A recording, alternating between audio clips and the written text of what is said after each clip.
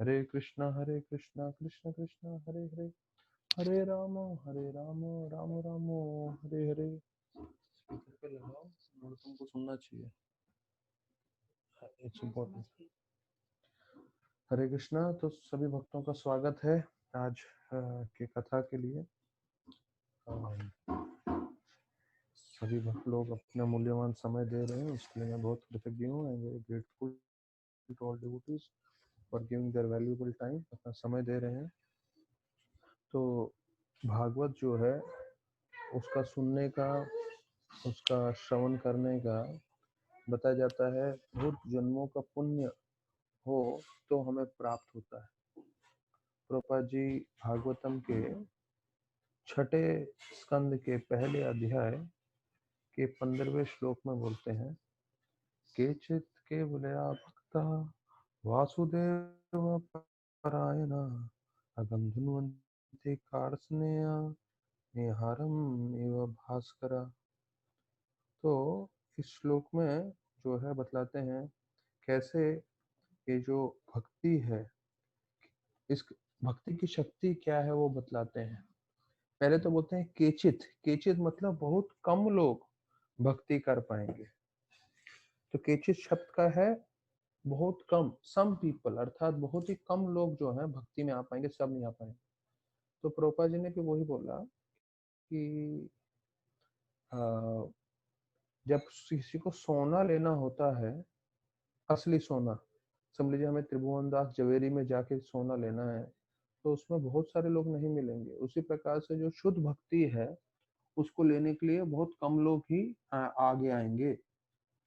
जैसे भक्तिदान ठाकुर बतलाते हैं कि कैसे किसी लंदन के मेयर को ब्राह्मण बनना था, तो वो आके भक्तिदान ठाकुर से मिले और बोले क्या आप मुझे ब्राह्मण बना सकते हो? तो भक्तिदान ठाकुर ने बोला अवश्य। और उन्होंने फिर बोला अगर आपको ब्राह्मण बनना है तो आपको ये 4 नियम पालन करने पड़ेंगे, जिस no intoxication, no meat eating, no gambling, no illicit, जुआ नहीं, अवैध संग नहीं, मांसाहार नहीं। हाँ, तो इन चारों का आपको पालन करना पड़ेगा। तो वो जो मेयर था लंदन का, उसने क्या जवाब दिया? इम्पॉसिबल। इम्पॉसिबल अर्थात असंभव, ये तो हम कर ही नहीं पाएंगे। तो जो बाहर की संस्कृति वाले हैं उनके लिए बहुत ही मुश्किल है, और अभी भारतीय संस्कृति वालों का भी यही हालत हो रहा है, क्योंकि वो भी उनका ही अनुकरण कर रहे हैं। और अपने भारतीय लोग इतने मूर्ख लोग हैं, मतलब ये मैं जस्ट आपको मुद्दा बता रहा हूँ, क्योंकि एक भक्त ने मेरे से सवाल पूछा कि ऐसा तो नहीं है कि इस्कॉन जो है पूरे भारतवर्ष से पैसा इकट्ठा करता है और वो विदेश को भेजता है? तो ये मुझे जहाँ तक मालूम सुना है मैंने, एक राजीव दीक्षित करके व्यक्ति हैं जिन्होंने ये वाक्य निकाला था कि इस्कॉन शायद ऐसा कार्य करता है जो सबका भारतीयों से सब पूरे भारतवर्ष में पैसा लेता है और जो है विश्व भर में बाहर भेज देता है इंडिया का पैसा। अब देखिए कितनी मूर्खता है हमारे भारतीयों की, है? एक तो कभी भक्ति उन्होंने समझी नहीं। ऐसा नहीं कि मेहनत करके हम समझे ये लोग क्या कर रहे हैं, क्या प्रचार कर रहे हैं, कैसे लोगों का उद्धार कर रहे हैं। पूरी दुनिया जो intoxication, meat eating, gambling, illicit sex में फंस के नर्क में जा रही है, हम उन्हें बचाने की कोशिश कर रहे हैं, वो तो समझा नहीं उन्होंने। चलो वो जा तो ठीक है। अभी इतनी सी चीज है कि जैसे हमारा टीओवीपी आ रहा है, पूरे वर्ल्ड भर से जितने भी भक्तगण हैं सारे लोग पाई पाई जमा कर करके भेज रहे हैं इंडिया में, मायापुर में। और हमारे जो सबसे प्रसिद्ध टेम्पल है पूरे वर्ल्ड इस्कॉन में, वो पहला आता है जुहू, और आता है मायापुर, और आता है वृंदावन, टीओवीपी को छोड़ के। और जब प्रभुपाद भी थे, प्रभुपाद ने क्या किया था, सारे वर्ल्ड में से जहां भी डिस्ट्रीब्यूशन हो रहा था उस सबका पैसा ला के जुहू इस्कॉन में डाल रहे थे, वृंदावन में डाल रहे थे, मायापुर में डाल रहे थे, क्योंकि प्रभुपाद चाहते थे ये 3 जो मंदिर है वो हमारे प्रमुख हों और उससे हम पूरे विश्व भर में प्रचार कर पाए। तो टीओवीपी का जैसा मैं बता रहा हूँ 800 करोड़ की लागत पे मंदिर बना रहे हैं, पूरे वर्ल्ड के लोग इसमें पैसा दे रहे हैं। और लोगों की क्या धारणा है कि भाई इंडिया का पैसा बाहर जा रहा है। मतलब ऐसे लोग हैं इंडियंस जो हैं, कभी उन्होंने भक्ति समझी नहीं। और हर एक भारतीय का ये फर्ज है भक्ति समझना, भागवत समझना और प्रचार करना। वो किया नहीं उन्होंने, उल्टा जो अच्छा कार्य कर रहे हैं उसको पत्थर मार रहे हैं। अभी मालूम चल रहा है ना न्यूज में, जिन्होंने पत्थर वत्थर मारा क्या है। तो अपने इंडियंस लोग वैसे ही हैं, भले ही वो बहुत ही बुद्धिमान है, एजुकेटेड है, बहुत सारे विषय पे बात कर सकते हैं, लेकिन आध्यात्मिक के ऊपर आए तो उनका ज्ञान बिल्कुल जीरो है। जैसे प्रभुपाद बोलते हैं कि गधा जब ढेंचू ढेंचू करता है उसके बराबर है उनका ज्ञान। क्यों? किसी का कल्याण नहीं होगा बिना आध्यात्मिक ज्ञान के। तो ये पहला शब्द है केचित। केचित केवलया भक्ता। केवलया भक्ता मतलब शुद्ध भक्ति। भक्ति सब करते हैं, पर हमारा उद्देश्य होना चाहिए शुद्ध भक्ति करने का, क्योंकि शुद्ध भक्ति करेंगे तो हमें भगवान का पूरी तरह से संरक्षण मिलेगा, हमें भगवान की कृपा मिलेगी, हमारा पूरी तरह से शुद्धिकरण होगा और हम भगवान से पूरी तरह से जुड़ पाएंगे। इसलिए केवलिया भक्ता का वर्णन आता है। वासुदेव परायणा किसके लिए? वासुदेव जो पूर्ण पुरुषोत्तम भगवान श्री कृष्ण है, तो उनसे हमको परायण होना है, उनसे हमको आसक्त होना है। और उससे क्या होगा? अघम दुन्वंती कार्सने। अघम मतलब पाप, और पाप पूरी तरह से धुल जाएंगे। तो धुलना जो है उसको धुनवंती बोलते हैं। और कार्सनेय मतलब पूरी तरह से। तो अघम धुनवंती कार्सनेय मतलब हमारे पाप जो हैं पूरी तरह से निकल जाएंगे, धुल जाएंगे, खत्म हो जाएंगे अगर हम भगवान की भक्ति करते हैं। और उदाहरण दिया जाता है किस तरह से? निहार एवं भास्करा। जिस तरह से जब सूरज आ जाता है तो कोहरम, कोहरा पूरा हट जाता है। हमें मालूम है सूरज की पहली किरण में ही पूरा कोहरा खत्म हो जाता है। कोहरा को इंग्लिश में बोलते हैं। तो सूरज की शक्ति इतनी है कि जो फॉग है, जो कोहरा है, वो सूरज के सामने टिक नहीं सकता, अपने आप खत्म हो जाता है। तो एक पहली किरण आते ही पूरे विश्व भर में जहां सूरज की किरण पड़ती है वहां पे कोहरा खत्म हो जाता है। तो इसके लिए दो राय की बात नहीं है, कोई इसके बारे में विवाद नहीं करता, सब इस बात को स्वीकार करते हैं कि सूरज की इतनी शक्ति है, उनके आगमन अपने आप कोहरा खत्म होता है। उसी प्रकार से हमें ये भगवतम है जो सुखदेव गोस्वामी ने बोला है, व्यासदेव जी ने रचना की है, गणेश जी ने लिखा है। इसके एक एक श्लोक पे हमें पूरी तरह से श्रद्धा होना चाहिए और हमें मालूम होना चाहिए कि एक एक श्रवण करेंगे तो हमारा जीवन पूरी तरह से सार्थक हो सकता है। तो बोलते हैं भक्ति इतनी शक्तिशाली है। हम तो बोलते हैं शास्त्र है किस तरह श्लोक, उनमें से कुछ लोग भक्ति में आएंगे।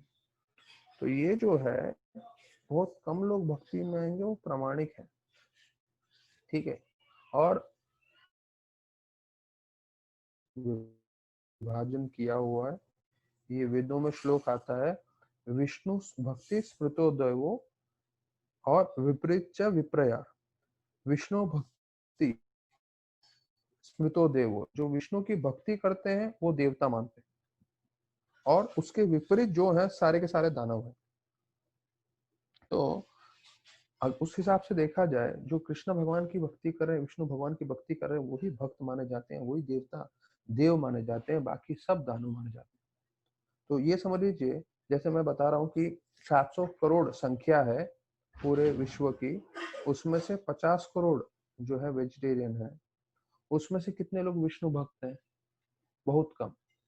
और उसमें भी जितने लोग विष्णु भक्त हैं, हाँ, उसके अंदर जो है अभी किस तरह से भक्ति करनी चाहिए, वो भक्ति रसामृत सिंधु का प्रभुपाद जी पहले 11वां श्लोक बोल रहे हैं कि भक्ति कैसे करनी चाहिए। तो ये श्लोक हम लोग को सबको कंठस्थ होना चाहिए। अन्या अभिलाषता शून्यम गान कर्मा अनावृतम अनुकूलेन कृष्णानुशीलनम भक्ति उत्तम। तो कौन सी भक्ति को उत्तम माना जाता है? जैसे मैंगो में एल्फेंसो मैंगो को उत्तम माना जाता है। तो अभी मैंगो का बात नहीं करना चाहिए, सब भक्त लोग दुखी हो जाएंगे। प्रभु जी पहले लॉकडाउन में है, कुछ मिल नहीं रहा है, ऊपर से आप आम आम की बात कर रहे हैं।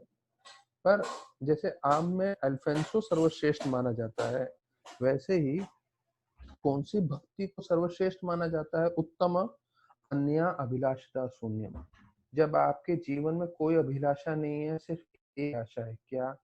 मुझे कृष्ण को प्रसन्न करना है, कृष्ण की सेवा करना है। ये बोलना आसान है, लेकिन जीवन में उतारना और उसके हिसाब से जीवन व्यतीत करना बहुत मुश्किल है। पर बोलते हैं कि हमारे जीवन में कोई अभिलाषा न हो, सिर्फ सब शून्य हो जाए और हम अनुकूलेन कृष्णानु पूरी तरह से लग्न हो जाए भक्ति करने के लिए, तो उस भक्ति को उत्तम माना जाता है। वही चीज इस भागवतम के श्लोक में भी बोला गया है कि कैसे हाँ, केवलया भक्ता, केवलया भक्ता मतलब सिर्फ शुद्ध भक्ति करें अच्छी तरह से, तो जो है उसका असर होगा, पूरा पाप खत्म हो जाएगा। तो हम सबको जो है भक्ति करते हुए एक चीज ध्यान रखना है, हम सब साधका हैं, हम सब पेशेंट हैं। एक तरह से देखा जाए तो पेशेंट को पूरी जाते हैं कि कोई बीमार व्यक्ति होता है तो उसको दो चीज का बहुत ध्यान रखना होता है। एक, उसको दवाई जो है बरोबर समय से खाना होता है, और दूसरा बोलते हैं उनको एक प्रमाणिक आहार खाना होता है। आहार मतलब जो डॉक्टर बताता है। तो अगर कोई बुखार है, उसको समझ लो जो है ये है सर्दी खांसी और ये सब है, तो आइसक्रीम नहीं खा सकता, पानी पूरी नहीं खा सकता।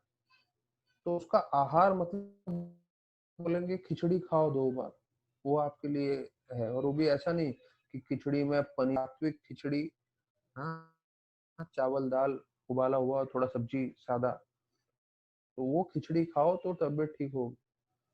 तो दो चीज है जब हमारी तबीयत खराब होती है, एक दवाई और दूसरा आहार, मतलब हमें क्या खाना चाहिए क्या नहीं खाना चाहिए। भक्ति भी ऐसे ही है। दवाई क्या है? भगवान का हरि कथा, भगवान का हरि नाम। जितना हम दवाई लेंगे तो उसका हमें उतना फल होगा। और ये दवाई इतना फायदेमंद है, इसका ओवरडोज ले लोगे कोई प्रॉब्लम नहीं। अगर कोई 16 माला कर रहा है और किसी दिन 32 माला कर लिया, डबल कर लिया, तो कोई उसको प्रॉब्लम नहीं होगा, उल्टा और उत्साहित रहेगा और प्रेरित रहेगा। कोई 1 घंटा भागवतम पढ़ता है, वो डबल पढ़ लेता है, किसी दिन 2 घंटा पढ़ता है भागवतम। आप देखिए आपकी चेतना बदल जाएगी, आप एकदम हर्षोल्लासित हो जाओगे 2 घंटा भागवतम पढ़ने से। तो ये शक्ति है इस दवाई की। जितना भी ज्यादा दवाई लोगे कोई प्रॉब्लम नहीं है। एक है दवाई और दूसरा है हमारा जो आहार है। आहार में हमें बहुत ध्यान रखना है कि हम सिर्फ कृष्ण प्रसाद लें। तो मुझे इसमें हमारे ब्रह्मचारी शिवराम प्रभु का बहुत अच्छा लगता है। शिवराम प्रभु बहुत इस मामले में बहुत कट्टर है। उनके हाथ में जब भी कुछ प्रसाद आता है, सबसे पहले पूछते कहाँ से आया है, कहाँ से आया है, अर्थात बनाने वाला भक्त है कि नहीं। अगर बनाने वाला 16 माला करने वाला भक्त है, तो भले ही मतलब कहीं से भी आया हो तो वो स्वीकार कर लेंगे। लेकिन अगर बनाने वाला 16 माला नहीं करता है, या 2-4 माला कर रहा है, ऐसा है वैसा है, बिल्कुल हाथ नहीं लगाएंगे। इसलिए शिवराम प्रभु ने आज तक रिकॉर्ड 2020 तक का एक बार भी गोविंदा में नहीं खाया, और गोविंदा का एक भी आइटम नहीं खाया। जबकि काफी ब्रह्मचर्य उसके पास आता है, कोई आता है, कोई उनको आश्रम में लाके देता है वगैरह वगैरह। अगर जो है बनाने वाला माला नहीं कर रहा, गोविंदा में जो सब लोग नहीं करते हैं वो। तो ध्यान रखिए, ये दो चीजें नाम और आहार है भगवान का कृष्ण प्रसाद। अगर ये दो चीज हम ध्यान पूर्वक लेते रहेंगे, और जितना ध्यान पूर्वक हम लेंगे, जैसे आप देखिए कोई पेशेंट होता है तो बहुत जल्दी हो जाता है, और कोई पेशेंट होता है उसका बीमारी लंबा लंबा खींचता है। क्यों? मैं दवा लेना भूल गया। क्यों? अच्छा पार्टी था तो पार्टी में मैंने सब खा लिया। देखते भी जो आपको मना किया है वो चीज खाओगे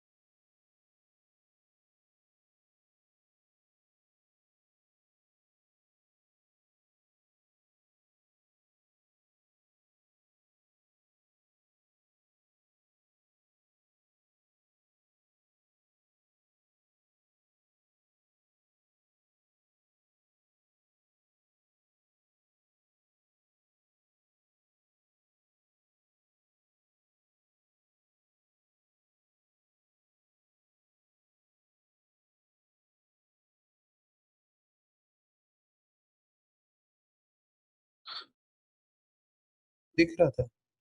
तू आके बोलने का ना, तू क्या सो रही है क्या अंदर बैठ के? नहीं।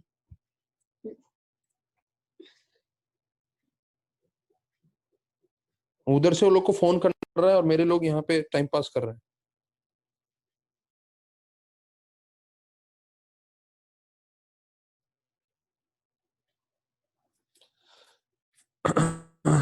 तो भौतिक जगत में ऐसे ही होता है, आप कुछ भी कार्य करने जाएं कभी ना कभी थोड़ा अटकेगा ही अटकेगा।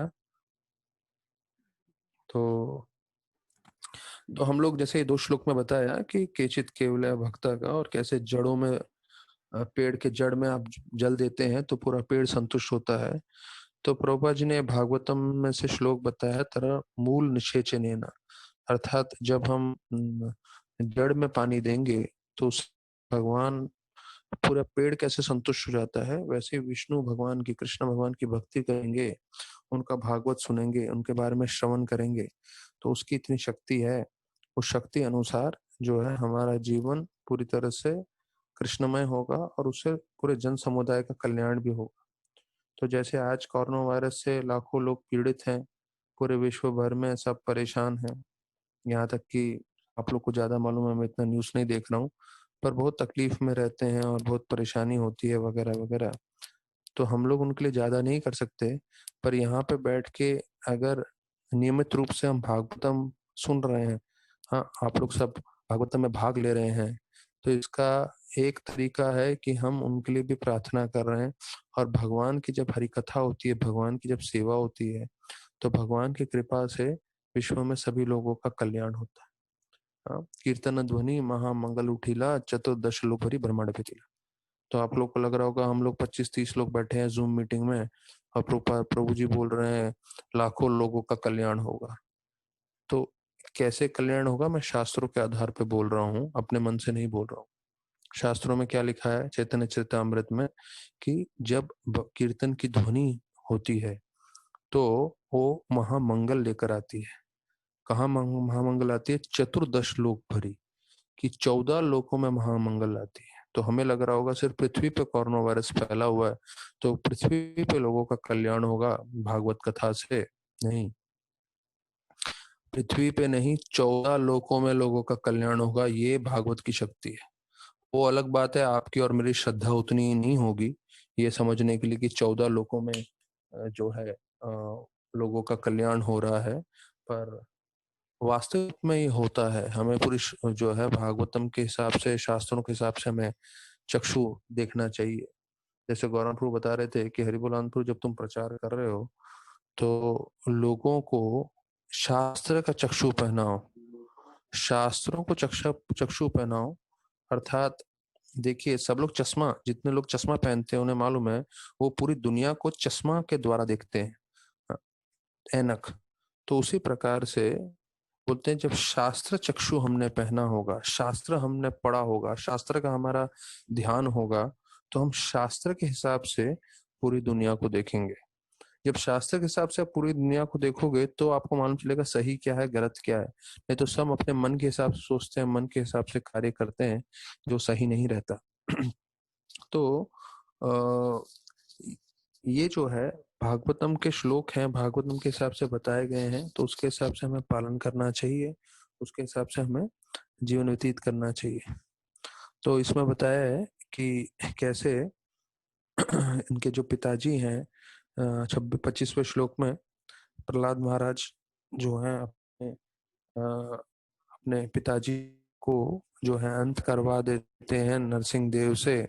उसका वर्णन ऐसे करके आता है और प्रभुपाद जी उसमें इसमें बताया, बोलते हैं कि अगर हमारे पिताजी भी भक्ति के लिए अनुकूल नहीं है तो उनका भी जो है हमें सपोर्ट नहीं करना चाहिए। उनको भी प्रभुपाद जी तो बोलते हैं उनको तो हटा देना चाहिए। Should be remove from the path of devotional service if such father happens to be obstacle. मतलब अगर वो किसी तरह से बाधा बन रहे हैं तो पूरी तरह से उन्हें हटा देना चाहिए। तो इसका मैंने कल भी बताया था, इसका सही तात्पर्य, सही मतलब आप ऐसा समझ लीजिए कि हमें सम्मान सबको करना है, हमारे माता पिता को बहुत सम्मान करना है, हमें अपने माता पिता को खूब प्यार करना है। लेकिन जब वो भक्ति के बारे में कुछ बताएं और वो अनुकूल ना हो तो हमें फिर जो है उनकी बात नहीं सुननी है, और सम्मान देते हुए उनकी बात से जो है हमें मानना नहीं है। तो जैसे राधानाथ महाराज बताते हैं, डिसएग्री बट डोंट डिसरिस्पेक्ट, कि हाँ हम आपकी बात नहीं मानते पर हम आपको पूरी तरह से सम्मान दे रहे हैं, क्यों, आप हमारे माता पिता हो। तो उसके हिसाब से था। अभी 20वां श्लोक देख रहे हैं, जहाँ बोलते हैं कि परीक्षित महाराज जो है वो एक राज ऋषि के जैसे होंगे। गुण क्या है, वो कैसे राज करेंगे, तो इतने सारे जो हैं महान भक्तों का वर्णन हुआ कि कैसे वो राम जैसे होंगे, कृष्ण जैसे होंगे, रांति देव जैसे होंगे, बलि महाराज, प्रहलाद महाराज, ययाति जैसे होंगे, युधिष्ठिर जैसे होंगे, शिव जैसे होंगे, ब्रह्मा जैसे होंगे। तो ये सब वर्णन आया।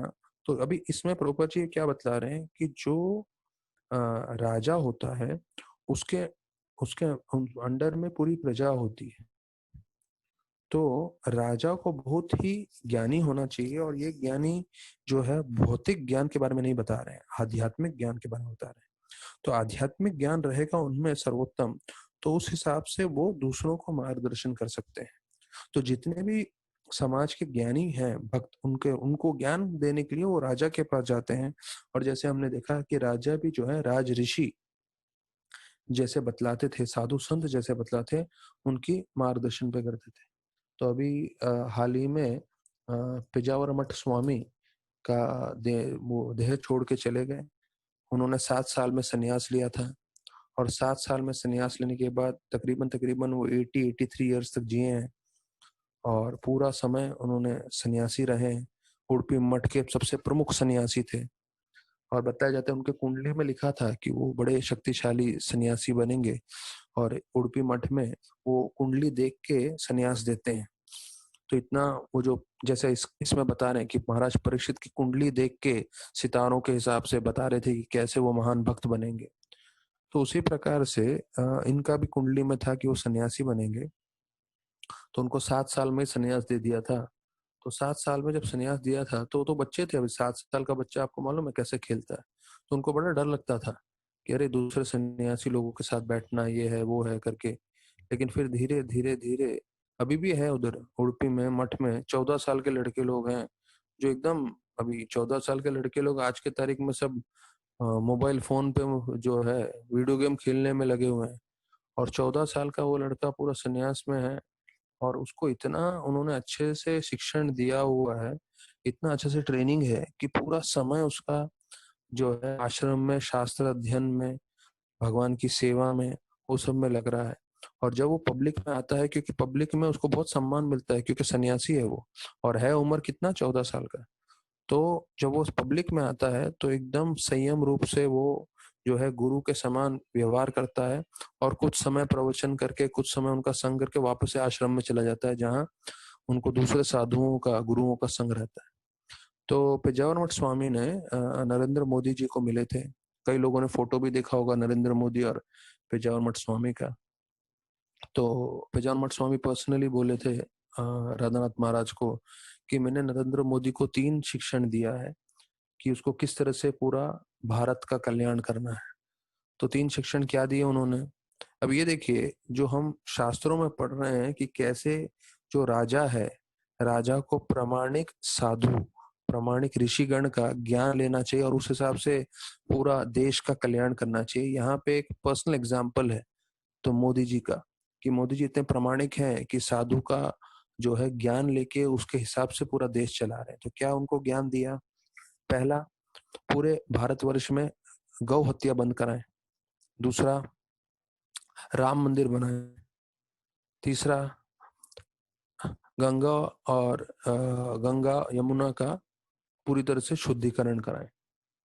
तो मोदी जी का जवाब था विश्वेश्वर तीर्थ महाराज को, पेजावर मठ स्वामी को, कि मैं करूंगा पर मुझे समय चाहिए। तो मैं बता नहीं सकता कितना समय लगेगा, क्योंकि पूरे भारत की स्थिति अलग है, पर मैं जरूर अपने मन में रखूंगा, और ये तीनों चीज मैं करवाऊंगा। पूरे भारत में मैं गौ हत्या बंद कराऊंगा, मैं राम मंदिर अयोध्या में बनवाऊंगा, और तीसरा, गंगा और यमुना का पूरी तरह से शुद्धिकरण कराने की पूरी कोशिश करूंगा। तो ऐसे जब मार्गदर्शन करते हैं तो उसके मार्गदर्शन पे पूरे देश का कल्याण होता है। फिर Maharaj Parikshit and his son Maharaj Janamejaya who was yet to be born. तो ये जो है प्रभुपाद बोलते हैं कि उन्होंने परीक्षित महाराज के बारे में बोला और उनके पुत्र जन्मेजय के बारे में बतला दिया कि कैसे वो प्रामाणिक राजा रहेंगे, कैसे धार्मिक रहेंगे और उनके निरीक्षण के अंदर धर्म बढ़ेगा और उसका कल्याण पूरे भारतवर्ष और विश्व भर में बढ़ेंगे। तो धर्म की ग्लानि कैसे होती है? देखिए, धर्म की ग्लानि बाहर कैसे होती है वो समझना है, और धर्म की ग्लानि, भक्ति की ग्लानि, भक्ति का विनाश हमारे जीवन में कैसे होता है ये समझना है। प्रभुपाद लिखते हैं, कली का 4 सिम्टम है: शराब, स्त्री संग, जुआ, मांसाहार। Wine, woman, gambling and slaughter house, ये 27वें श्लोक में है। तो सब लोग जो है 1 से 26 में है, 12.26 में से मैं पढ़ रहा हूँ, ये परपट के अंदर है। तो ये 4 चीज हमें ध्यान रखना है, किसी तरह से हमारे जीवन में नहीं आए, नहीं तो हमारे जीवन में भी कली का प्रवेश हो जाएगा। तो जहां तक मुझे मालूम है, हमारे भक्त लोग मांसाहार नहीं करते, जुआ नहीं खेलते और शराब भी नहीं पीते। तो ये 3 जो है वो निश्चित रूप से हमारे भक्तों का पालन होता ही है। लेकिन एक चीज जो है वो यहाँ पे स्त्री संग, उसमें ज्यादा भक्तों को ध्यान रखना है, क्योंकि उसके द्वारा कली का जो है हस्तक्षेप हो सकता है हमारे जीवन में। पहले हमारे जीवन में कली का प्रभाव शून्य करना है, उसके बाद दूसरों के जीवन में। तो वो एक अच्छी कहावत मैंने इसके ऊपर सुनी है, आप लोग को मैं बताना चाहूंगा। ये क्या है, कई कई चीजें जो है वो, अभी जीसस क्राइस्ट जो है शक्तावेश अवतार है, तो उनके क्रिश्चियनिटी में कई कई चीजें बोली गई हैं, वो उनके साधु संतों द्वारा बोला गया है। उनके जो प्रमुख भक्त है जीसस क्राइस्ट के, जैसे वो बोलते हैं प्राइड कम्स बिफोर फॉल, तो ये अंग्रेजी में है, बहुत प्रमाणिक है। अहंकार कभी नहीं आना चाहिए, हमेशा भक्तों को नम्र भक्त बन के रहना चाहिए। तो ये बहुत जरूरी चीज है कि अहंकार कभी नहीं आना चाहिए। तो ये जैसे है, तो वैसे अंग्रेजी के कुछ कुछ चीजें हैं वो बहुत हमें सीखना चाहिए। तो ये है, helping one person cannot change the world. अर्थात आप किसी एक व्यक्ति को मदद करोगे तो सृष्टि नहीं बदलेगी, world will not change. Helping one person cannot change the world, but it could change the world for one person. लेकिन देखो, मैं फिर से पूरा बोलता हूँ, helping one person cannot change the world, but it could change the world for one person. एक आदमी को बदलने से पूरी दुनिया नहीं बदलेगी, पर पूरी दुनिया एक आदमी की बदल जाती है। ये भक्ति की शक्ति है। तो जितने भी भक्तगण सुन रहे हैं, मेरे 35 लोग बता रहे हैं, इसमें सच्ची देखा जाए तो हमारा पूरा जीवन बदल गया है। हम लोग 35 लोगों का पूरी जो हमारा देखने का जरिया है पूरा बदल गया है। क्यों? भक्ति में इतनी शक्ति। तो ये 26वें श्लोक में चर्चा किया था। तो अभी हम लोग 27वें श्लोक में आते हैं। तो उसमें पहुंचने से पहले 2 पॉइंट और बताया गया है। तो किसी को शांति चाहिए अपने जीवन में, तो उसका जो है मूल तरीका इसमें बताया गया है। क्या मूल तरीका है? कि आप इन चारों चीजों को अपने जीवन में नहीं आने दें। वो एक चीज बताते हैं, और फिर प्रभुपाद बोलते हैं, in this age of Kali regular license is issued for maintaining all of these different departments of coral. तो लाइसेंस दिया गया है जिससे मांसाहार हो सके, जो है शराब बेच सकें और जुआ लोग खेल सकें वगैरह वगैरह। तो जो है तो ये जो है देश के पूरे विश्व की हालत बिल्कुल भिन्न था। अभी उसके लिए वो प्रामाणिक लाइसेंस दे रहे हैं और बोल रहे हैं हाँ कर सकते हैं करके।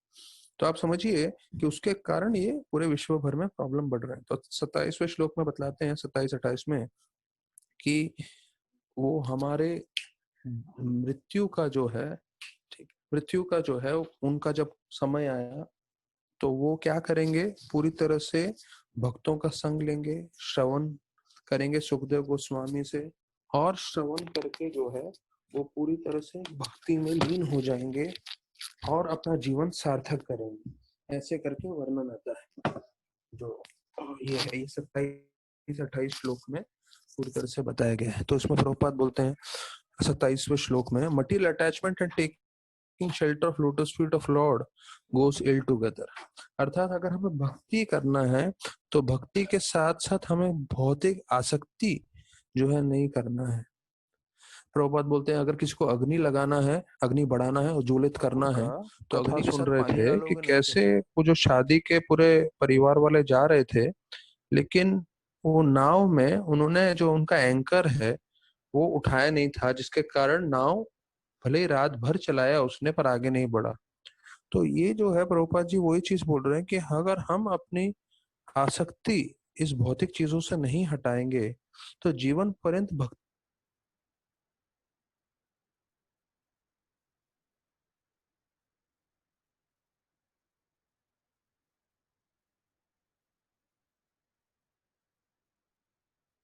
हरी बोल प्रभु, आवाज नहीं आ रहा है।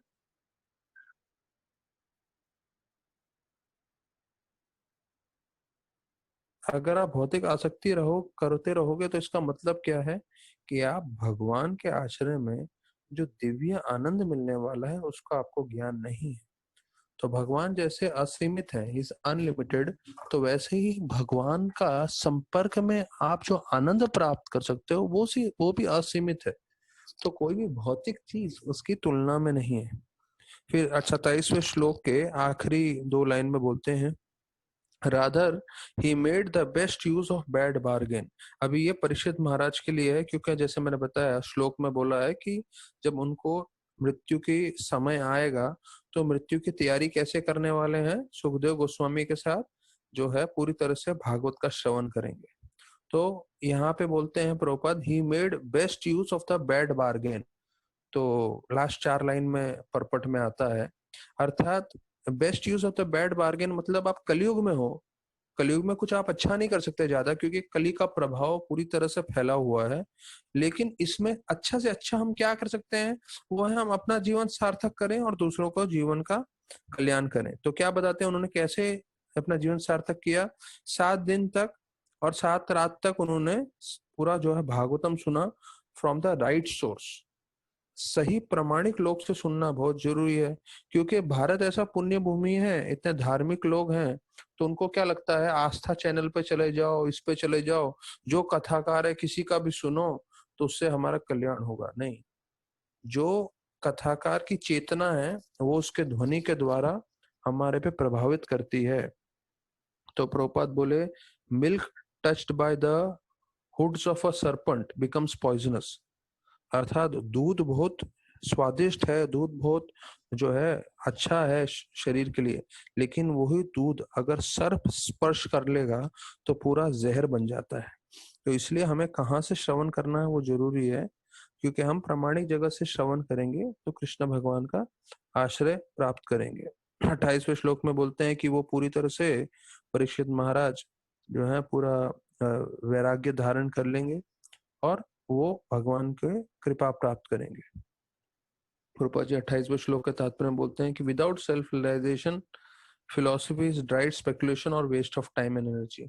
अर्थात बिना भक्ति के जितना भी ज्ञान लोग बातें करें वो सिर्फ समय बर्बाद है, और समय बर्बाद के साथ हमारी शक्ति, हमारी जो ऊर्जा है वो भी बर्बाद कर रही है। तो ये चीज समझना है, अगर हम भक्ति के अलावा कुछ भी कार्य कर रहे हैं वो कार्य समय भी नष्ट करेगा और हमारी ऊर्जा शक्ति को भी बर्बाद करेगा। हाँ, अभी हम लोग रह रहे हैं तो हमें कार्य करने पड़ते हैं, ठीक है, लेकिन समझना चाहिए कि ये चीज हम कितना कम से कम करें और ज्यादा से ज्यादा समय हम भक्ति में चीजों में लगाएं तो उससे हमारा कल्याण होगा।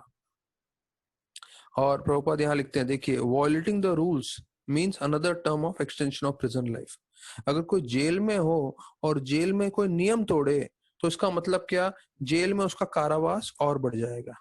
तो उसी प्रकार से प्रभुपाद जी बतला रहे हैं कि हमें बताया गया, हम पहले ही जेल में हैं और उस जेल में रह के अगर हम और ये 4 नियमों का उल्लंघन करेंगे तो हमारा कारावास और बढ़ जाएगा, तो उसे बंद करना है। ये बहुत जरूरी है कि बिना नियम तोड़े भी जो है मानव और दूसरे प्रकृति के जो जानवर हैं, जिस तरह से मैं आपको बतलाता हूँ कि सिर्फ मानव योनि को कर्म लगता है, बाकी जो 80 लाख योनियां हैं उनको कर्म नहीं लगता। कर्म नहीं लगने के बावजूद उनका जीवन देखिए हमेशा चिंताग्रस्त रहता है। ऐसे मैंने सुना था कि जो एक शेर है, शेर मान्यता ऐसा है कि सबसे शक्तिशाली जानवर है, लेकिन शेर के ऊपर हमेशा एक चिड़िया घूमती रहती है जहां जहां शेर जाता है। और शेर जब भी आक्रमण करने किसी जानवर के पास जाता है, हिरण के पास, तो शेर जो है, वो जो चिड़िया है, वो पहले जोर से चींची चींची करती है। तो शेर कुछ नहीं कर सकता क्योंकि वो पेड़ के ऊपर बैठी रहती है, लेकिन एक छोटा सा चिड़िया वो शेर जो सबसे शक्तिशाली है, राजा है, उसका जीवन खराब करता है। शेर देखा जाए तो राजा, सब लोग बोलते हैं वाह शेर जैसा जीवन होना चाहिए, होना चाहिए। लेकिन जब बरसात आता है तो शेर के पास थोड़ी कोई घर रहता है। ऐसे बताते हैं गुफा उफा, लेकिन जंगल में अधिकांश समय गुफा भी नहीं होता। तो सोचिए अगर आप शेर हो और पूरा रात आपको बरसात में गीला होता रहना पड़े, सोने को नहीं मिले, कैसा लगेगा। तो बोलते हैं जितने लोग हैं, जितने भी जीव हैं, वो सारे के सारे चिंताग्रस्त हैं। मैं कई चीजों का उदाहरण नहीं भी दूं तो समझिए भागवतम का वाक्य है, पूरा प्रामाणिक है। तो भागवतम बतलाता है, Shrimad Bhagavatam gives us a chance to change the quality of anxiety from matter to spirit. मतलब चिंता रहेगी हमारे जीवन में, लेकिन अगर हम कृष्ण से जुड़ जाएं, कृष्ण की भक्ति करें, तो वो ही चिंता कृष्ण के भक्तों के लिए, कृष्ण की भक्ति के लिए रहेगा और वो हमारी शुद्धिकरण करेगी। जैसे यशोदा माता थी, यशोदा माता को भी चिंता था हमेशा कृष्ण भगवान का। तो ये चिंता बेहतर है भौतिक चिंता से। तो इसलिए भक्तों के संग में रहें और भक्ति करें। तो प्रभुपाद इसके अंत में बोलते हैं 28वें श्लोक के, Bhagavat Saptah undertaken by ridiculously greedy fellows to maintain an establishment of material enjoyment is useless. ठीक है, तो ये जो भागवत सप्ताह है उसको पूरी तरह से प्रभुपाद जी जो है उसकी निंदा कर रहे हैं। हाँ, कि ये 7 दिन का सप्ताह है भागवत कथा, उसको प्रभुपाद बिल्कुल स्वीकार नहीं कर रहे। और बोले जो लोग कर रहे हैं, क्यों कर रहे हैं, कि उनका भौतिक रूप से इंद्र तृप्ति चलता रहे। और अंग्रेजी में बोलते हैं रिडिकुलसली ग्रीडी फेलोस। इसका हिंदी अनुवाद मैंने किया नहीं है, पर आप लोग समझ लीजिए कि मूर्ख व्यक्ति जो लोभी हैं, हाँ, वो लोग जो है सिर्फ भागवत सप्ताह करते हैं 7 दिन का, लेकिन जो भक्त होते हैं वो पूरी तरह से जो है भागवत कथा हमेशा करते रहते हैं। तो 29वें श्लोक में आता है कि कैसे महाराज युधिष्ठिर जो है, इतने सब साधुओं ने परीक्षित महाराज के बारे में, इतना ज्ञान के बारे में बताई, तो उनको बहुत सारा धन देते हैं और उनको जो है उनको प्रणाम करके उनको भेजते हैं। तो प्रभुपाद जी बोलते हैं कि हमारे शास्त्रों में सब ज्ञान है, 29वें श्लोक में है। और विशेष रूप से धनुर्वेद, धनुर्वेद अर्थात वो ज्ञान जिससे it's called a department of military education, युद्ध करने की शैली, वो भी पूरी तरह से बताया गया है। तो हमारे शास्त्रों में सब कुछ है। और फिर विप्र और ब्राह्मण के बारे में बतलाते हैं क्या दोनों में भेद है। विप्र और ब्राह्मण, विप्र वो होता है जिसको शास्त्रों का ज्ञान है, लेकिन ब्राह्मण वो होता है जो भक्ति जानता हो। तो विप्र अर्थात कर्मकांडी व्यक्ति है जो सिर्फ शास्त्रों का इस तरह से ज्ञान जानता है जिससे आपको पाप न हो और पुण्य कर करके आपका उद्धार हो। लेकिन जो ब्राह्मण है उसको आध्यात्मिक ज्ञान होता है, और ब्राह्मण जब कृष्ण भक्ति से पूरी तरह से जुड़ जाता है तो वैष्णव बन जाता है। और श्रीमद् भागवतम के बारे में प्रभुपाद बोलते हैं, श्रीमद् भागवतम अर्थात क्या है, it is the science of devotional service. तो हमें मालूम है विज्ञान कितना जरूरी है, पूरे विश्व में विज्ञान का बोलबाला है। तो श्रीमद् भागवतम भी विज्ञान है, लेकिन किस चीज का विज्ञान है ये है विज्ञान भक्ति के बारे में। तो हम 30वां श्लोक साथ में पढ़ेंगे। स एष लोक विख्याता परीक्षित इति यत् प्रभो पूर्वं दृष्टम अनुध्यायम् परीक्षेत नरेश्व इह। तो बताते हैं कि उनका नाम परीक्षित पड़ेगा। क्यों? क्योंकि वो हमेशा परीक्षा लेंगे, वो ढूंढेंगे हमेशा कि जिस भगवान को मैंने घर में देखा था वही भगवान जो है कहाँ है। तो वो हर जगह उसी भगवान को ढूंढते रहेंगे, इसलिए उनका नाम जो है परीक्षित पड़ेगा करके।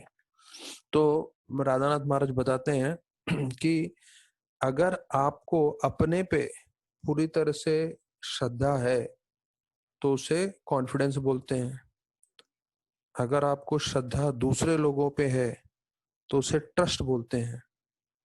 और वही श्रद्धा आपको कृष्ण पे है तो उसे फेथ।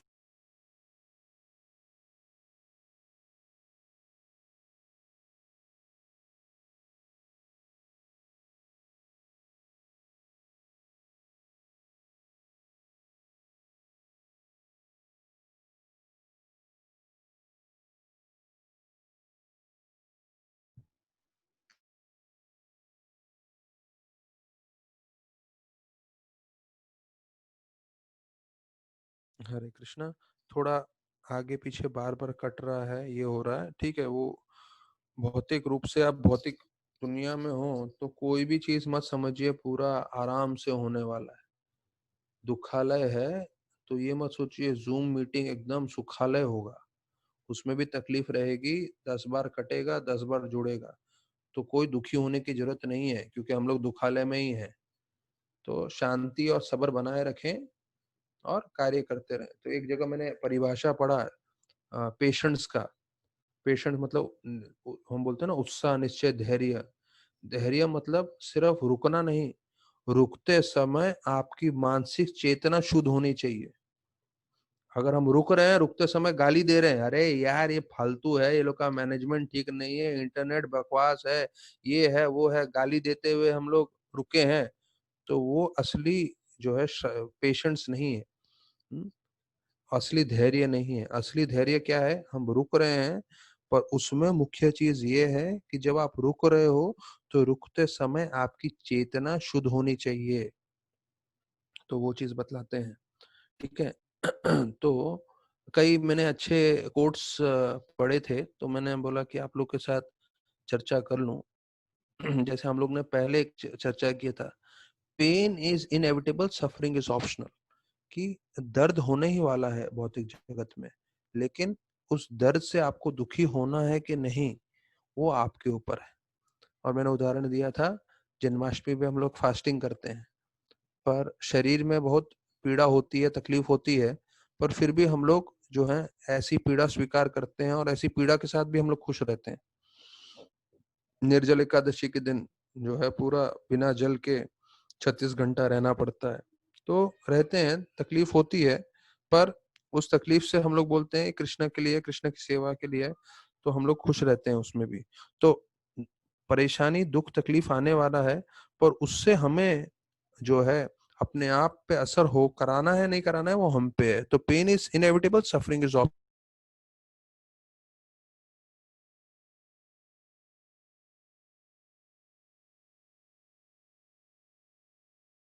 संबंध बनाना। और ऐसे भक्त जो हैं, भक्तों के साथ संग बनाने का क्या उसका फायदा होता है? तो यहाँ पे बोलते हैं relationships with a devotee is like a sugarcane. भक्तों के साथ आप अच्छे से जो है संबंध बना के रखें तो वो एक गन्ने के समान है भक्त। क्यों? कभी कभी गलती से अगर हम भक्त को कुछ बुरा भला भी बोल दें, हाँ, तो जैसे गन्ना होता है, गन्ना को आप तोड़ो, मरोड़ो, पीटो, कुछ भी करो, लेकिन उसका हमेशा स्वाद मीठा ही आता है। तो उसी प्रकार से बोलते हैं, अगर आप भक्तों के साथ, अच्छे लोगों के साथ रहेंगे तो उनका ऐसा स्वभाव रहता है, वो आपको हमेशा जो है भक्ति प्रदान करेंगे, आपको आनंद ही देंगे। इसका मतलब ये नहीं कि तोड़ो मरोड़ो और किसी तरह से ये करो, गन्ने के लिए बोला गया है। लेकिन प्रमाणिक रूप से ये देखा जाए कि जो भक्त होता है, भक्त के जीवन में कुछ भी होगा, लेकिन वो हमेशा मधुर वचन ही बोलेगा, वो सबका कल्याणकारी ही करेगा। ये भक्त का लक्षण है। तो एक जगह लिखा था, टंग हैज नो बोन्स। जीवा में हड्डी नहीं होती, but it is strong enough to break a heart. मतलब जीवा में हड्डी नहीं होती, लेकिन जीवा इतना शक्तिशाली है कि आपका हृदय तोड़ सकता है। इसलिए बहुत ध्यान पूर्वक हमें बोलना चाहिए हम क्या बोल रहे हैं। ठीक है, तो अभी इसमें हम लोग 30वें श्लोक में बोल रहे हैं, प्रभुपाद जी तात्पर्य में बता रहे हैं, शिव श्री जीवा Goswami remarks in this connection that every child is given impression of Lord from the very childhood. तो अगर किसी बच्चे को, ये जीव गोस्वामी का टिप्पणी करके बोल रहे हैं प्रभुपाद, कि अगर किसी बच्चे को बचपन से कृष्ण भक्ति का आप जो है जोड़ें या कृष्ण भक्ति के बारे में बताएं, तो उससे उसका पूरा जीवन भक्तिमय हो सकता है, जैसे महाराज परीक्षित का हुआ। क्यों? महाराज परीक्षित ने जब गर्भ में देखा तो उसमें उनके मन में वो छवि बैठ गई कृष्ण की, और उससे फिर उन्होंने पूरा जीवन पर्यंत भक्ति किया। प्रभुपाद जी बोलते हैं मेरे जीवन में भी ऐसे ही हुआ।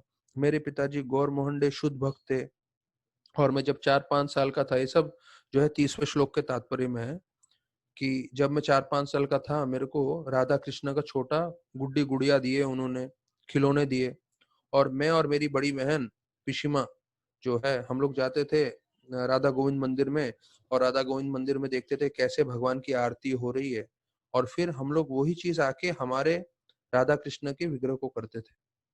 तो हमें बचपन से ही वो संस्कार मिल गए राधा कृष्ण की सेवा करने का, भक्ति करने का। क्यों?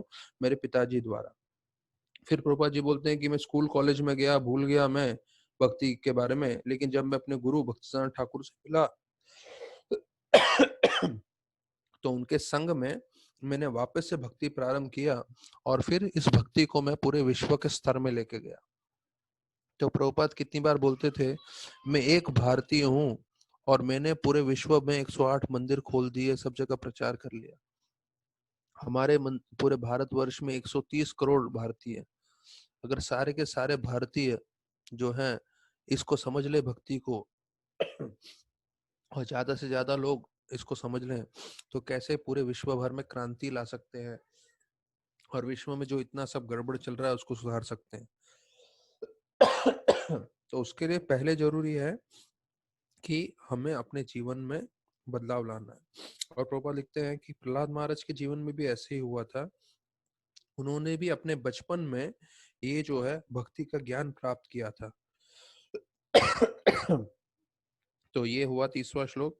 फिर वो बताया जाता है कि 31वें श्लोक में कि कैसे जो चंद्रमा है उसके समान परीक्षित महाराज रहेंगे, और चंद्रमा कैसे जो है धीरे धीरे धीरे बढ़ता है और पूरी तरह से पूरा चंद्रमा पूरा प्रकाशित करता है, वैसे पूरे जो है विश्व का कल्याण करेंगे वो।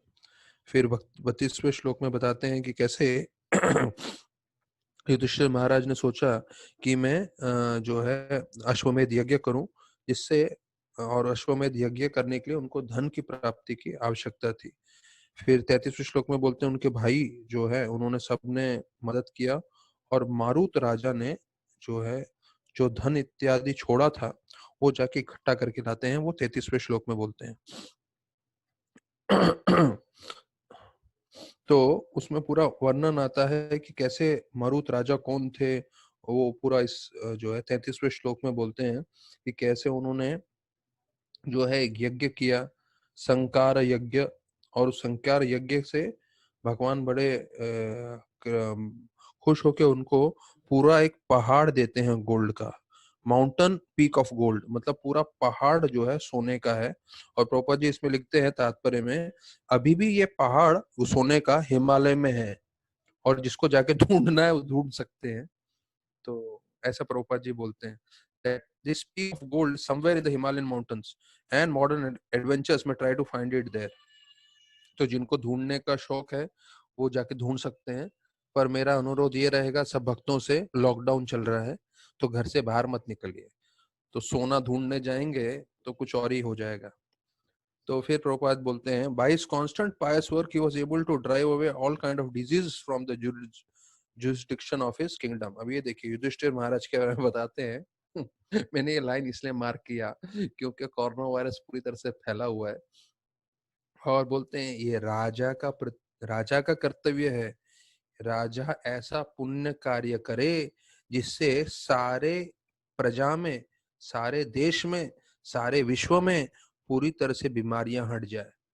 तो राजा अगर कृष्ण भावनामृत है, राजा अगर भक्ति कर रहा है, राजा अगर लोगों को भक्ति भाव में प्रोत्साहन कर रहा है, तो उससे सारी बीमारियां नष्ट हो सकती हैं, प्रभुपाद जी बता रहे हैं।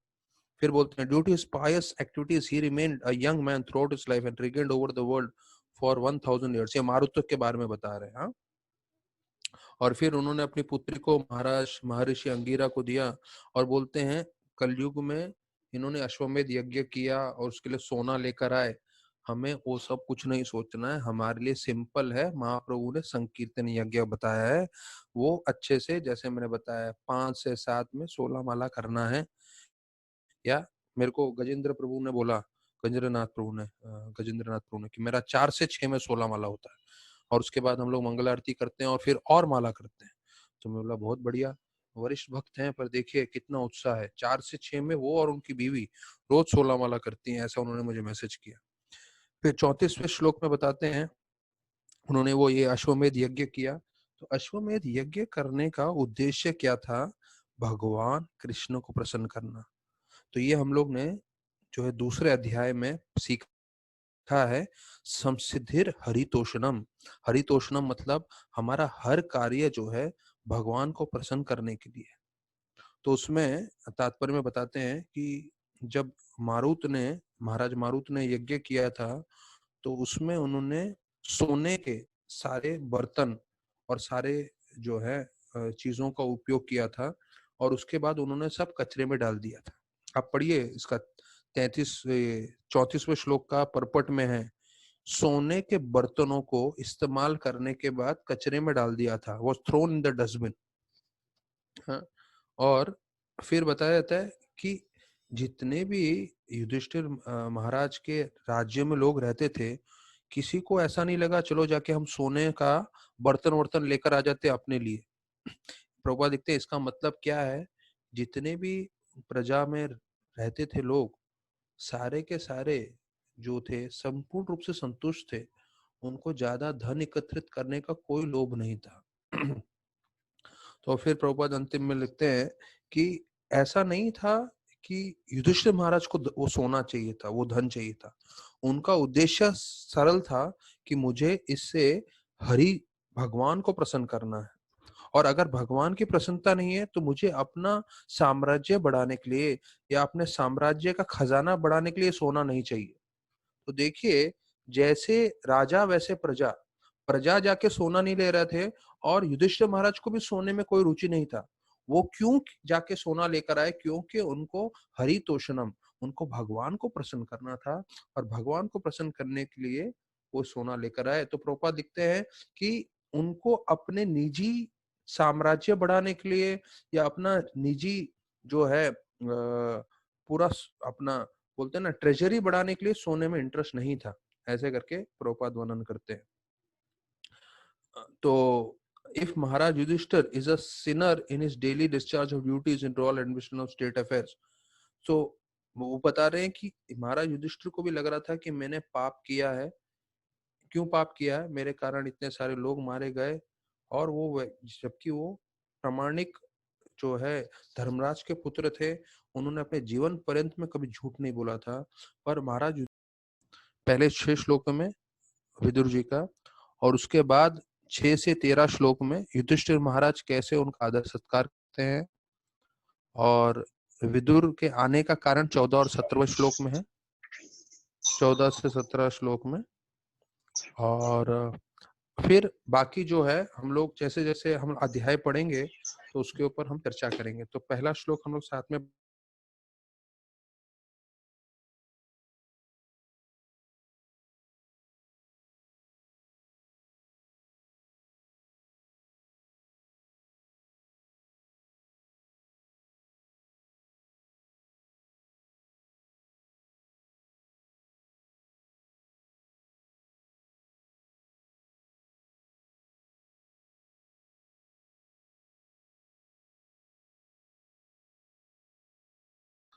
तो विदुर का जीवन चरित्र बताते हैं कि कैसे वो व्यासदेव के जो है व्यासदेव के पुत्र थे। अंबिका जो एक दासी थी, अंबिका की जो एक दासी थी, उसके द्वारा उनका जन्म हुआ था। और वो जो है यमराज के अवतार थे। और उनका कथा आता है कि कैसे मंडुक मुनि ने उनको श्राप दिया था। तो मंडुक मुनि का श्राप देने के कारण जो है वो तुलसीविलास प्रभु, अगर आप ध्यान रखिए, वो एक भक्त का बार बार ऐसे आ रहा है, तो उसका नंबर आप नोट कर लीजिए, बाद में उनको बता दीजिए, क्योंकि कंटिन्यूसली उनका ऐसा आता रहेगा तो फिर उनको बोलना पड़ेगा कि भाई प्रवचन सुनना है तो जरा अपना साइलेंट करके रखिएगा, ठीक है। यस प्रभु। ओके, सो यहाँ पे बताते हैं मंडक मुनि ने उनको श्राप दिया था, और प्रभुपाद जी पूरी उनकी कहानी बताते हैं इस पहले श्लोक में, कि कैसे एक बार कई डकैत थे, वो एक आश्रम में घुस जाते हैं। तो मंत्री संतरी सब जो है राजा के सिपाही आते हैं और वो डाकुओं को पकड़ लेते हैं। और क्योंकि डाकू आश्रम में थे मंडक मुनि के, तो मांडुका मुनि के, तो मांडुक मुनि को भी उनको लगता है कि ये भी डकैत हैं, उनको भी पकड़ के लेके जाते हैं। और फिर बताया जाता है, ऐसा उनको सजा देते हैं कि एक जो भाला है, भाला उसके ऊपर से जो है उनको फेंका जाता है ऊपर ऊंचाई से। तो भाला पूरा उनका शरीर जो है भेद के उनका अंत कर देता है। तो ऐसा सभी डकैत को किया और मोंडक मुनि को भी चढ़ा दिया उस पर मारने के लिए। और वो ऋषि थे, और राजा को मालूम चला, अरे ये तो बड़ा अपराध हो रहा है, ये तो इतने महान ऋषि हैं, इनको भी ये गलती से चढ़ा रहे हैं। तो उन्होंने उनको उतारा, और राजा ने स्वयं जो है मोंडक मुनि से माफी मांगा कि हे मुनिवर, हमें से हमारे जो सैनिक है उनसे बड़ी गलती हो गई, मुझे क्षमा करें। तो मोंडक मुनि इतने शक्तिशाली थे, उसको राजा को कुछ नहीं बोला, सीधे चले गए यमराज के पास और बोले मेरे जीवन में ऐसा क्यों हुआ जबकि मैं इतना तपस्या और ऐसा सब कर रहा था। तो यमराज बोलते देखो, जब तुम छोटे से बच्चे थे ना, तो तुम एक चींटी को एक जो है बहुत ही तेज धार वाले घास के तिनके से मार रहे थे, तो उसका कर्म आपको लगा है। तो बोलते ऐसे थोड़ी होता है, बच्चा कुछ करता है तो थोड़ी उसको ज्ञान होता है। तो बोलते मैं स्वीकार नहीं करता आपका दंड, और आपने जो मेरे साथ किया उसके बदले में मैं श्राप देता हूँ कि आप जो है शूद्र बन के पृथ्वी पे जन्म ले। गोविंद के बारे में उन्होंने सारे प्रश्न किए थे, उनकी भक्ति के बारे में। तो अगर हमारे मन में कुछ प्रश्न है तो वो हमेशा भगवान की तरफ केंद्रित होना चाहिए। तो प्रभुपाद लिखते हैं, summum bonum of life is to finally be situated in service of the Lord. हमारा जीवन की सार्थकता क्या होती है? जब हम कृष्ण भगवान की भक्ति करें। अच्छा, फिर गोविंद शब्द का मतलब ये है, जब हम बोलते हैं ना गोविंद गोविंद करके, हम लोग का कई बार भजन में भी हम लोग गाते हैं, भगवान का नाम गोविंद है, राधा का गोविंद गोविंद। गोविंद मतलब है one who satisfies his devotees in all respects. अर्थात गोविंद भगवान का मतलब है कि जो अपने भक्तों को संपूर्ण रूप से संतुष्ट करते हैं। और प्रभुपाद एक सरल चीज बोलते हैं कि वास्तविक रूप में हम बहुत अपना जीवन को घुमावदार बना देते हैं, पर हमारा जीवन बहुत सरल है। क्या है हमारा जीवन? जीवन स्वरूप होए कृष्ण नित्यदास। तो इसके तात्पर्य में मिलते हैं, अगर हम सिर्फ एक चीज समझ लें, हमारे जीवन का एक ही लक्ष्य है, कृष्ण भगवान की सेवा करना और कृष्ण भगवान की भक्तों की सेवा करना। क्योंकि भगवान जो है बहुत प्रसन्न होते हैं जब उनकी भक्तों की सेवा हो रही हो। तो हमारे घर में सबके विग्रह है, विग्रह की सेवा करनी चाहिए, लेकिन विग्रह के साथ साथ उनके भक्तों की भी अच्छे से सेवा करनी चाहिए। क्यों? जब भक्त प्रसन्न होते हैं तो भगवान प्रसन्न होते हैं। मद भक्ता पूजा अभ्यधिका, कृष्ण भगवान बताते हैं कि मेरे भक्तों की पूजा मेरी पूजा से भी बढ़कर है। तो हम इस समय लॉकडाउन में वैष्णव की सेवा करके भी प्रगति कर सकते हैं। क्यों? हमारे घर में जितने परिवार व्यासी है वो लोग सब वैष्णव हैं। तो कोई बोलेगा प्रभु जी मेरे घर वाले माला नहीं करते, कोई बात नहीं, माला नहीं करते, लेकिन अगर आप उनकी भी सेवा करोगे तो कृष्ण भगवान देखेंगे कि वो कितने अच्छे से दूसरों की सेवा कर रहे हैं, तो उससे आपकी प्रगति होगी। अच्छा, तो प्रभुपाद जी बोलते हैं ये शिष्य का और गुरु का दोनों का क्या कर्तव्य है। तो बोलते हैं शिष्य का ये कर्तव्य है, ये दूसरे श्लोक में बोल रहे हैं, शिष्य का ये कर्तव्य है कि वो जब गुरु के पास जाए तो प्रामाणिक प्रश्न पूछे और प्रामाणिक रूप से भक्ति करे। नहीं तो शो शाइन करने के लिए गुरु के पास जाने की जरूरत नहीं है। कितनी बार लोग इस्कॉन के लाइफ मेंबर बन जाते हैं, पैसा दे देते हैं, और जब भी कोई इस्कॉन का भक्त मिलता है तो बोलते हैं हम भी लाइफ मेंबर। अरे लाइफ मेंबर है, ठीक है, अच्छी बात है, आपने डोनेशन दिया, बहुत बढ़िया, पर आप उसका लाइफ मेंबर बनने का मकसद क्या है कि आप कृष्ण भक्ति समझें। जो आप लाइफ मेंबर बनते हो, जो अमाउंट देके, तो उसके बाद आपको सब किताबें मिलती हैं, तो वो किताबें आप ऐसे ही नहीं रखना है, उसको पढ़ना है, उसको समझना है, अपने जीवन में अपनाना है। तो वो लाइफ मेंबर का असली मतलब है। तो शिष्य का कर्तव्य क्या है? जब गुरु के पास जाए तो गुरु से आध्यात्म ज्ञान पूरी तरह से सीखे, अपनाए और अपना जीवन सार्थक करे। अच्छा, प्रभुपाद लिखते हैं गुरु का क्या कर्तव्य है? भक्ति के बारे में पूरा ज्ञान देके उसको पूरी तरह से भगवान से जोड़े, तो उसको गुरु बनना चाहिए। नहीं तो गुरु बनने का उनका कोई जो है कर्तव्य नहीं बनता। गुरु अर्थात पूरी तरह से जो है भक्त को भगवान से जोड़े। अच्छा, अभी 13वां अध्याय का 3रा और 4था श्लोक हम साथ में पढ़ेंगे। तम बंधुम आगतम दृष्ट्वा धर्मपुत्र सानुजा धृतराष्ट्रयुतश्च सूतो श्रद्धावता पिता गांधारी द्रौपदी ब्राह्मणन सुभद्रा चौतरा कृपी अन्य च जमया पांडोर ज्ञातवा शाश्वता स्त्रिया। तो अभी देखिए, जैसे ही विदुर जी आ गए हैं तो कौन कौन मिलने आए हैं उनसे, तो उसका पूरा इन 3रे और 4थे श्लोक में वर्णन है। बोलते हैं धृतराष्ट्र, सत्यकी, संजय, कृपाचार्य, कुंती, गांधारी, द्रौपदी, सुभद्रा, उत्तरा, कृपी और बाकी सब कौरवों के जो बीवी है, बच्चे हैं, सब आ जाते हैं मिलने के लिए। अभी इस तात्पर्य में प्रभुपाद जी ये सब जिनका मैंने वर्णन किया उनके सबके बारे में बतलाते हैं। तो बताते हैं, गांधारी के बारे में पहला वर्णन देते हैं कि सुबल महाराज की पुत्री थी और वो गांधार देश से थे। तो गांधार मतलब कांधार जो अभी काबुल है, तो गांधार देश प्रभुपाद बोलते हैं वो कांधार था उस समय और आज का काबुल है, तो वहां से आई थी गांधारी। और वो शिव की पूजा करती थी एक अच्छा पति प्राप्त करने के लिए। तो प्रभुपाद ये कई जगह लिखते हैं अपने तात्पर्यों में, जो लड़कियों का विवाह नहीं हुआ है वो लड़कियों के शिव की पूजा करते थे। ये हमारे वैदिक शास्त्रों में वर्णन है, क्योंकि शिव की पूजा करके उनको अच्छा पति प्राप्त होगा। पर हमें यहाँ पे अगर कोई ऐसी लड़की सुन रही है जिसका विवाह नहीं हुआ है, तो उसको प्रेरणा लेके शिव की पूजा नहीं करनी है, उसको कृष्ण की ही भक्ति करनी है। कृष्ण का नाम जप करेंगे, कृष्ण की भक्ति करेंगे, तो शिव अपने आप प्रसन्न हो जाएंगे और आपको अच्छा वर प्रदान कर देंगे। तो फिर बताते हैं कि गांधारी ने शिव को प्रसन्न किया और उनके आशीर्वाद से उनको 100 पुत्र की प्राप्ति हुई। अच्छा, अभी ये चीज ध्यान से सुनिए, प्रभुपाद जी बतलाते हैं कि उसमें स्त्री के अवगुण भी थे जो हर स्त्री में होते हैं।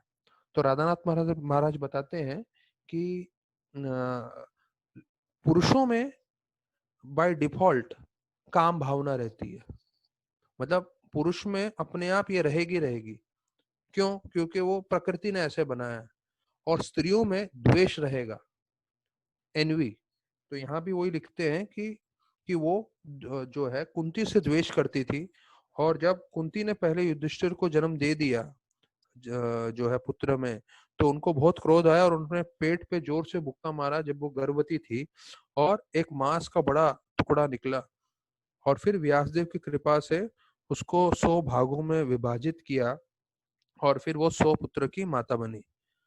तो बताया जाता है गांधारी जो थी वो हमेशा शांति चाहती थी, वो कभी युद्ध नहीं चाहती थी। तो गांधारी का क्या विचारधारा है इसमें प्रभुपाद जी बताते हैं। गांधारी का ये मन में था कि पूरा का पूरा पृथ्वी को, जहाँ पे कौरव और जो पांडव थे, और कौरवों को भी राजा बनना था और फिर पांडव का पूरा युद्ध हुआ, तो युद्ध नहीं होने के लिए उनका क्या था विचार कि हम पूरे राज्य को 2 भाग में कर देते हैं हिस्सा।